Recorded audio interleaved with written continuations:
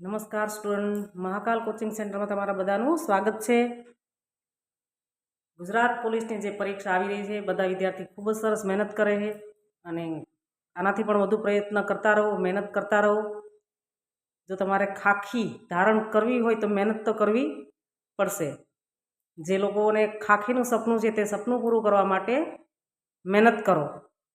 આજે આપણે જે ટોપિક લીધો છે તે કરંટ અફેર્સ, જૂન મહિનાનો જે છે 2024, જૂન મહિનાની અંદર જે ઘટનાઓ કે બનાવો આપણે જે કહીએ નવી ઘટનાઓ જે બની છે તેના વિશે વાત કરવાના છે। ઘણા એવા બનાવો છે, પણ મેં 8 ક્વેશ્ચન એવા લીધા છે જે એક્ઝામની અંદર પૂછાઈ શકે। તો જોઈએ તેની અંદર આપણે પ્રથમ ક્વેશ્ચન, કઈ અવકાશ સંસ્થાએ તાજેતરમાં પ્રવાહ નામનું કોમ્યુનિકેશન ફ્લુઇડ ડાયનેમિક, તેને શોર્ટમાં કહેવાય છે CFD સોફ્ટવેર વિકસાવ્યું છે? તો ઈસરો જે છે, તમે બધા જાણો છો ઈસરો વિશે, તો ઈસરોએ આ સોફ્ટવેર વિકસાવ્યું છે। ક્વેશ્ચન નંબર 2,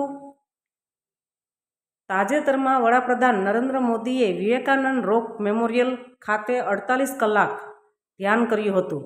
આ સ્થળ ક્યાં આવેલું છે? તો તેનો જવાબ આવશે કન્યાકુમારી। કન્યાકુમારીની અંદર આપણા દેશના જે વડાપ્રધાન છે નરેન્દ્ર મોદી, તેમણે 48 કલાક ધ્યાન કર્યું હતું।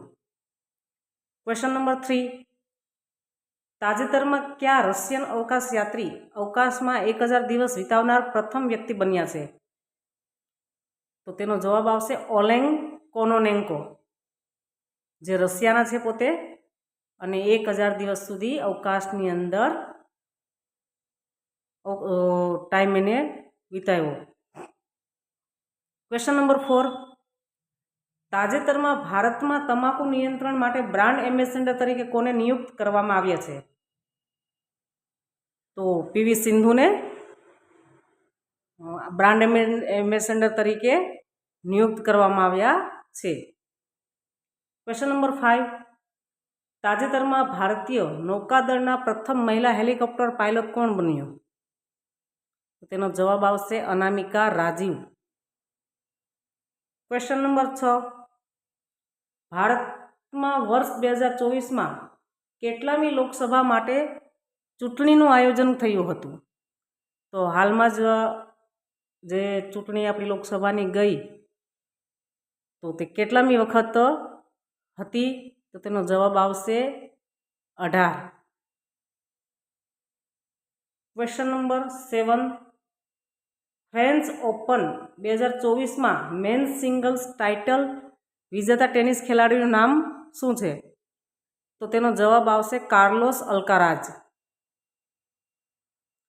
ક્વેશ્ચન નંબર 8, ફ્રેન્ચ ઓપન 2024માં વિમેન્સ સિંગલ ટાઇટલ વિજેતા મહિલા ખેલાડીનું નામ શું છે? તો તેનો જવાબ આવશે ઇગા સ્વાઇટેક।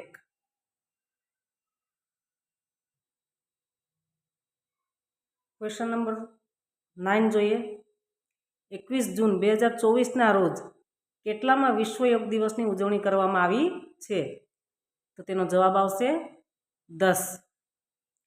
ક્વેશ્ચન નંબર 10, 21 જૂન 2024ના રોજ 10મા આંતરરાષ્ટ્રીય યોગ દિવસની રાજ્ય કક્ષાની ઉજવણી ક્યાં કરવામાં આવી હતી? તો તેનો જવાબ આવશે નડાબેટ, જે બનાસકાંઠાની અંદર આવેલું છે। ક્વેશ્ચન નંબર 11, વિશ્વ પર્યાવરણ દિવસ તરીકે કયો દિવસ ઉજવાય છે? તો હમણાં જ આપણે જૂન મહિનામાં ગયો 5 જૂનના। ગ્લોબલ જેન્ડર ગેપ રિપોર્ટ 2024માં ભારતને 146 દેશોમાંથી કેટલામું સ્થાન મળ્યું છે? ક્વેશ્ચન નંબર જે 12 છે, ફરીથી રીડ કરી દઉં, ગ્લોબલ જેન્ડર ગેપ રિપોર્ટ 2024માં ભારતને 146 દેશોમાંથી કેટલામું સ્થાન મળ્યું છે? તો તેનો જવાબ આવશે 129। ક્વેશ્ચન નંબર જોઈએ આપણે 13, તાજેતરમાં કઈ તબીબી સંસ્થાએ WHO દ્વારા આરોગ્ય પ્રમોશન માટે નેશનલ મંડેલા એવોર્ડ જીત્યો છે? તેનો જવાબ આવશે NIMHANS, બેંગલુરુની છે, જે તેને હુ દ્વારા આરોગ્ય પ્રમોશન માટે નેશનલ મંડેલા એવોર્ડ એનાયત કરવામાં મતલબ આપવામાં આવ્યો છે. Question number 14. તાજેતરમાં મહારાણી મંદિર સમાચારમાં હતું તે ક્યાં આવેલું છે? તો તેનો જવાબ આવશે ગુલબર્ગ, જમ્મુ કાશ્મીર. જે ગુલબર્ગ છે જે જમ્મુ કાશ્મીરની અંદર આવેલું છે ત્યાં મહારાણી મંદિર આવેલું. તો બધા ક્વેશ્ચન છે પૂરા મહિનાની અંદરથી જે કરંટ અફેર્સના જે આઈએમપી ક્વેશ્ચન હતા તે રજૂ કર્યા છે. તો વ્યવસ્થિત યાદ કરવાના, રીડ કરવાના. ખાખીનું સપનું તમારું છે તે પૂરું કરવા માટે રીડિંગ કરવું જરૂરી છે, મહેનત કરવી જરૂરી છે. ફિઝિકલ પણ એટલું જ ઇમ્પોર્ટન્ટ છે. જો તમે ફિઝિકલની તૈયારી કરશો વ્યવસ્થિત અને તમે ફિઝિકલ ક્લિયર કરશો પછી તમે રિટર્ન આપી શકશો. તો ખાસ જે સ્ટુડન્ટ હજી પણ આળસ કરીને બેઠા છે તો ખાખી એમને તમને નહીં મળે એના માટે મહેનત કરો. વિડીયોને જોવાનો ખાસ અને જોઈ અને યાદ કરવાના ક્વેશ્ચન બધા. જે ક્વેશ્ચન જે આપેલા છે જો ક્વેશ્ચનને સમજશો તો તમને આન્સર યાદ રહેશે. રટ્ટા મારશો તો ક્યારેય નહીં રહે. એટલે ક્વેશ્ચન હું વારંવાર ક્વેશ્ચનને યાદ કરવાના. ક્વેશ્ચન એટલા માટે યાદ કરવાના જેથી કરીને તમને એનો આન્સર યાદ રહે. વિડીયોને લાઇક કરવાનો અને સબસ્ક્રાઈબર કરવાનો અને ખાસ યાદ કરવાના ક્વેશ્ચનના આન્સર. જય હિન્દ, જય ભારત.